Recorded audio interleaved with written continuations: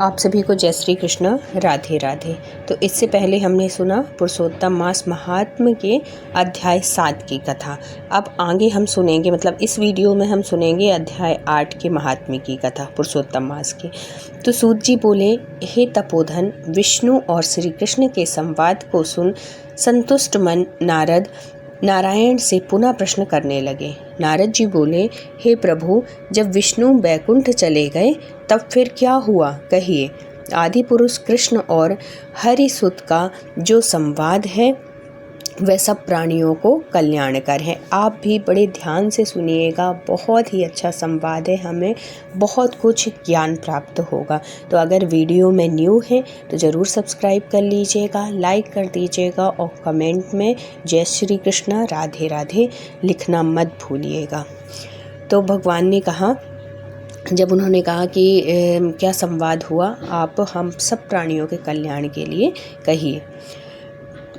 इस प्रकार प्रश्न सुन फिर भगवान बद्री नारायण जगत को आनंद देने वाला व्याख्यान कहने लगे। श्री नारायण बोले, तदंतर विष्णु बड़े प्रसन्न होकर वैकुंठ गए और वहां जाकर हे नारद अधिमास को अपने पास ही बसा लिया। अधिमास वैकुंठ में वास पाकर अत्यंत प्रसन्न हुआ और 12 मासों का राजा होकर विष्णु के साथ रहने लगा। 12 मासों में मलमास को श्रेष्ठ बनाकर विष्णु मन से संतुष्ट हुए। हे मुनि, अनंतर भक्तों के ऊपर कृपा करने वाले भगवान युधिष्ठिर और द्रौपदी की और देखते हुए कृपा करके अर्जुन से यह बोले।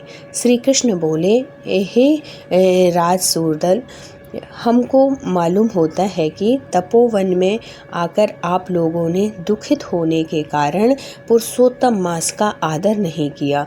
वृंदावन की शोभा के नाथ भगवान का प्रिय पात्र पुरुषोत्तम मास आप वनवासियों का प्रमाद से व्यतीत हो गया। मतलब ये महीना तो आया आपके जीवन में, लेकिन इस महीने में आप लोगों ने कुछ पुण्य नहीं किया, कुछ धर्म नहीं किया, कुछ ऐसा कार्य नहीं किया। ये भगवान कृष्ण इनको पांडवों को बता रहे हैं जब उनका वनवास हुआ था। तो भीष्म, द्रोणाचार्य, कर्ण के भय से संत्रस्त मन आप सब लोगों ने भय और द्वेष से मुक्त होने के कारण प्राप्त पुरुषोत्तम मास का ध्यान नहीं किया। कृष्ण द्वैपायन वासुदेव से प्राप्त विद्या के आराधन में तत्पर रणवीर अर्जुन के इंद्रकील पर्वत पर चले जाने पर उसके वियोग से दुखित आप लोगों ने पुरुषोत्तम मास को नहीं जाना। अब यदि आप यह पूछें कि हम क्या करें, तो मैं यही कहूँगा कि भाग्य का अवलंबन करो। पुरुषों का जैसा अदृष्ट होता है वैसा ही सदा भासता है। भाग्य से उत्पन्न जो फल है वह अवश्य ही भोगना पड़ता है। सुख, दुख, भय, कुशलता इत्यादि भाग्यानुसार ही मनुष्यों को प्राप्त होते हैं। अतः अदृष्ट पर विश्वास रखने वाले आप लोगों को अदृष्ट पर निर्भर रहना चाहिए। अब इसके बाद आप लोगों के दुख का दूसरा कारण और बड़ा आश्चर्यजनक इतिहास के सहित कहते हैं। हे महाराज, हमारे मुख से कहा हुआ सुनो।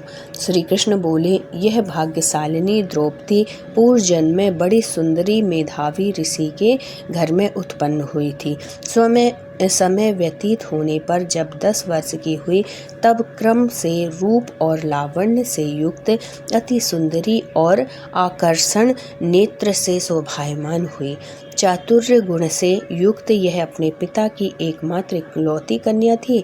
अतः चतुरा, गुणवती, सुंदरी यह पिता की बड़ी लाडली थी। मेधावी ने सदा लड़के की तरह इसे माना, कभी भी अनादर नहीं किया। यह भी साहित्य शास्त्र में पंडिता और नीति शास्त्र में भी प्रवीणा थी। इसकी माता इसकी छोटी अवस्था में ही मर गई थी। पिता ने ही प्रसन्नता पूर्वक पाला पोसा था। पास में रहने वाली अपनी सखी के पुत्र पौत्रादि सुख को देख इसको भी इस पर इसको भी मतलब वो ही जलन हुई और तब यह सोचने लगी कि हमें भी यह सुख कैसे प्राप्त होगा। गुण और भाग्य का निधि, सुख देने वाला पति और सत्पुत्र कैसे होंगे। इस प्रकार मनोरथ विचारती हुई सोचने लगी कि पहले मेरा विवाह उपस्थित था, परंतु भाग्य ने बिगाड़ दिया। अब क्या करने से अथवा क्या जानने से एवं किस देवता की उपासना करने से, किस मुनि की शरण जाने से अथवा किस तीर्थ का आश्रय करने से मेरी मनोकामना पूर्ण होगी। मेरा भाग्य कैसा सो गया है कि कोई भी पति मुझको वरण नहीं करता। पंडित भी मेरा पिता मेरा ही दुर्भाग्य से मूर्ख हो गया है।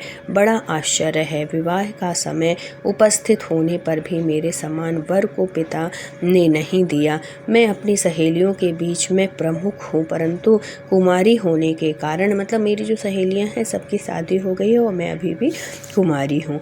कुमारी होने के कारण पति दुख से पीड़ित हूँ। जैसे मेरी सखियाँ पति सुख को भोगने वाली हैं, वैसे मैं नहीं हूँ। मेरी भाग्यवती माता क्यों पहले मर गई। इस प्रकार चिंता से व्याकुल कन्या मनोरथ रूप समुद्र के मोह रूप जल में निमग्न हो शोक मोह रूप लहरों से पीड़ित हो गए। इसके पिता मेधावी ऋषि भी कन्यादान के लिए कन्या के समान वर ढूंढने हेतु देश विदेश भ्रमण करने के लिए निकले, परंतु कन्या के अनुरूप वर न मिलने से अपने मनोरथ में निराश हुए। कन्या के और अपने भाग्य के कन्या दान रूप संकल्प के पूर्ण न होने से दैवयोग के कारण बड़ा भारी दारुण ज्वर उन्हें आ गया। अब सब अंग ऐसे फूटने लगे जैसे समस्त अंग टूट टूट कर अलग हो जाएंगे और ज्वर की ज्वाला से व्याकुल हुए महादारुण मूर्छा से मदिरा पान से उन्मत्त की तरह पैर लड़खड़ाते गिरते पड़ते किसी तरह घर में आए और आते ही पृथ्वी पर गिर पड़े। भय से विहल कन्या जब तक पिता को देखने आए तब तक कन्या को स्मरण करते हुए मेधावी मुनि मरणासन्न हो गए। भाग्य के फलस्वरूप बल से एकाएक कांपने लगे और कन्यादान प्रसंग से उठा हुआ जो महोत्सव था वह जाता रहा। तदंतर पहले किए हुए गृहस्थाश्रम धर्म के परिश्रम के प्रभाव से संसार वासना को त्याग कर भगवान में चित्त को लगाने लगे। उस मेधावी ऋषि ने शीघ्र ही नील कमल के समान श्याम त्रिवली के से सुंदर आकृति वाले श्री पुरुषोत्तम हरि का स्मरण किया। हे रास के स्वामी, हे रामा, हे राधा रमण, हे प्रचंड भुजदंड से दूर से ही देवताओं के शत्रु दैत्य को मारने वाले, हे कुमारी गोपिकाओं के उतारे हुए वस्त्रों को हरण करने वाले, हे श्री कृष्ण, हे गोविंद, हे हरे, हे मुरारे, हे राधेश, हे दामोदर, हे दीनानाथ, मुझ संसार में निमग्न की रक्षा कीजिए। इंद्रियों के ईश्वर आपको प्रणाम है। इस प्रकार मेधावी के वचनों को दूर से ही सुनकर श्री भगवान के दूत चटपट मुकुंद लोक से आए और उस मरे हुए मुनि को हाथ से पकड़कर ईश्वर के चरण कमलों में ले गए। इस प्रकार अपने पिता के प्राणों को निकलता देख वह कन्या हाहाकार करके रोने लगी और पिता के शरीर को अपनी गोद में रखकर अति दुख से विलाप करने लगी।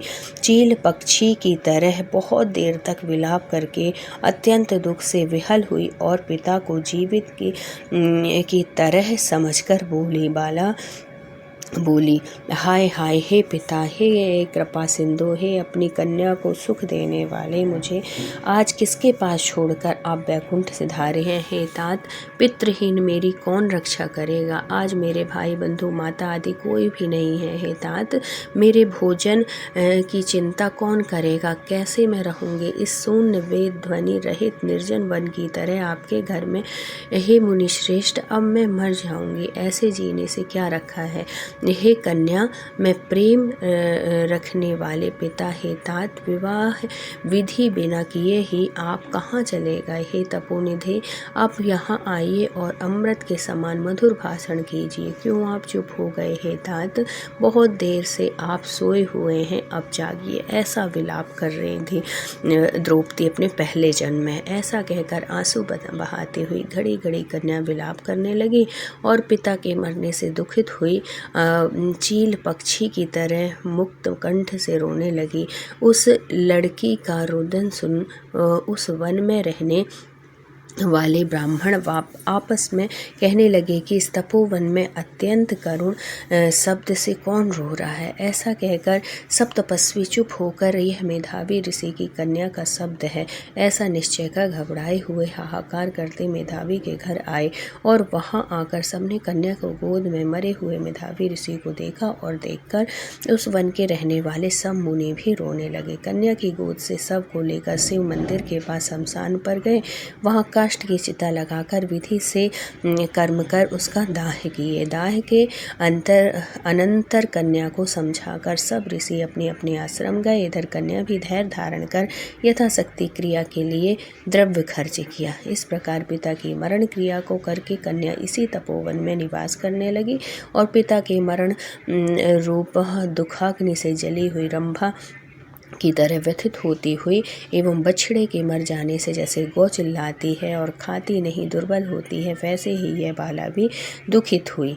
तो ये हुआ अध्याय 8 का महात्म्य की कथा। अब आगे वीडियो में अपन सुनेंगे अध्याय 9 की कथा कि उसमें फिर द्रौपदी के पिछले जन्म में क्या हुआ था, ये सब आप सुनेंगे अध्याय 9 में। तो अगर जानकारी अच्छी लगी हो, वीडियो अच्छी लगी हो, कथा अच्छी लगी हो, चैनल में न्यू है तो ज़रूर सब्सक्राइब कर लीजिएगा। जय श्री कृष्णा ज़रूर लिखिएगा और है तो फिर मिलते हैं आपको एक नई वीडियो के साथ। तब तक के लिए राधे राधे, जय श्री कृष्णा।